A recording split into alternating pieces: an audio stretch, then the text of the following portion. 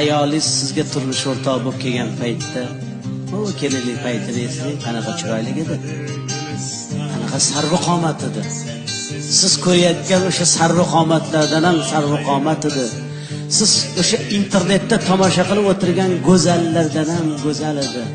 Sizni bolalaringizni tug'aman deb, sizni zurriyotlaringizni dunyoga keltiraman deb to'lg'oq azobiga chidab, tishini tishiga qo'ygan paytda tishlari sinib tushdi. Kechalari yarim tunda uyg'onib, bolangizga alla aytganda ko'zlari qizarib, bedorlikdan, uyqusizlikdan ko'zlarining nurini yo'qotdi. Ko'zlari xiralashdi. Qoshidan qosh berdi, ko'zidan ko'z berdi, yuzidan nur berdi, yuzlariga ajin tushdi. Siz ayolingizni qanchalik go'zal ekanligini ko'rmoqchi bo'lsangiz, farzandlaringizga qarang. Ana endi aytingki, sizni ayolingizdan go'zali bormi?